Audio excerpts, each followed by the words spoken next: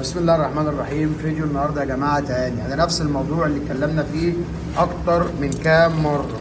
طبعا احنا قلنا لان التانك يا جماعه بيحصل فيه ضرومه والتانك سعره مش بسيط. اتكلمنا كذا مره وقلنا لازم باستمرار ان احنا نتاكد من فايز التانك. بصوا يا جماعه التانك منزل ميه قد ايه، وفي الاخر التانك يبوظ والبرومه تبوظه وفي الاخر نروح نلطم ونقول ده التانك غالي. طب ما احنا ليه ما نحافظش من البدايه ونخلي بالنا؟ شايفين يا جماعه الميه، كل الاحمر النازل ده ميه. شايفين يا جماعه كميه الميه قد ايه؟ كل الاحمر اللي انتوا شايفينه ده ميه في تانك مضل اهون 21. بصوا كده، بصوا يا جماعه الميه، بصوا الميه في ايديه. نرجع نقول تاني يا جماعه نتاكد من الفايز، يا جماعه نتاكد من الفايز لان التانك مش رخيص، التانك غالي. شايفين يا جماعه كميه الميه؟ تقريبا هو كان ممون ميه مش ممون بنزين. طبعا ده ملوش علاقه بموضوع البنزين والناس اللي بتقول ده البنزين بتحط ميه، لا طبعا مفيش الكلام ده. ده بيكون الفايز مكتوم وبالتالي بيحصل معايا الميه لما باجي اغسل بتتجمع في غطا التانك من فوق، فبيحصل معايا الانسداد. الميه بتنزل داخل التانك فبيحصل معايا عمليه برومه في التانك، والتانك ابتدى يحصل فيه عمليه تآكل من الداخل، ويبقى انا كده خسرت التانك ورحت دخلت نفسي في تانك جديد. شايفين يا جماعه؟ شايفين يا جماعه الميه عامله ازاي؟ شايفين يا جماعه البرومه؟ شايفين يا جماعه؟ نزل يا ابني، نزل يا ابني. شايفين يا جماعه الميه؟ كل الاحمر اللي نازل ده كل ده ميه. طبعا ده يسبب تقطيع ويسبب حاجات كتير جدا. شايفين يا جماعه؟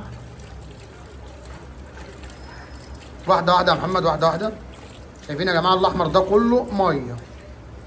انزل اقلب التانك اللمه التانيه وبعد كده خده عليك. بس كده نزل بقى تاني.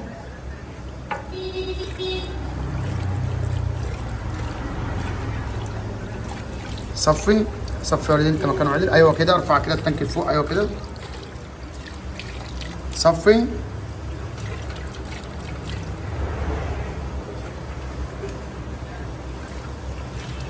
صفي يا محمد، صفي. طبعا ده تبوظ معانا الكربرتير وتعمل برومه في التانك وتقدم معاها لحاجات كتيره جدا، مش على موضوع التانك بس. فاحنا يا ريت يا جماعه نخلي بالنا من الموضوع ده.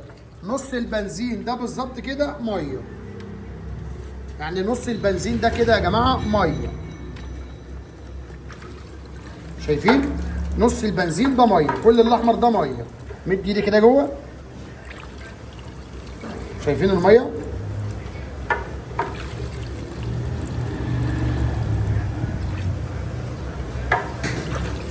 شايفين يا جماعه الميه؟ كل ده ميه، كل ده ميه.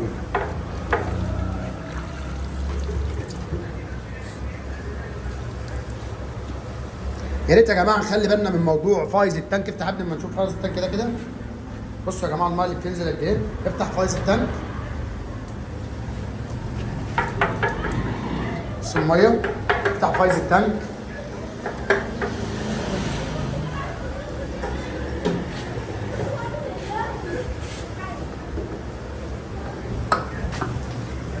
نبص هنا بقى يا جماعه نلاقي لان فايز التانك مكتوب اللي هو الجزء ده.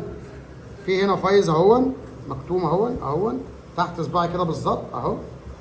طبعا ساعات باك ما يعرفش حاجه عنه، يعني ما يعرفش يعني ايه فايز او الكلام ده كله. ده طبعا مكتوم. باجي اغسل الميه بتتركم في الجزئيه دي، بعد كده الميه بتنزل. اما باجي افتح امون الميه بتفضل متركمه في الجزئيه دي وبالتالي بتنزل داخل التانك.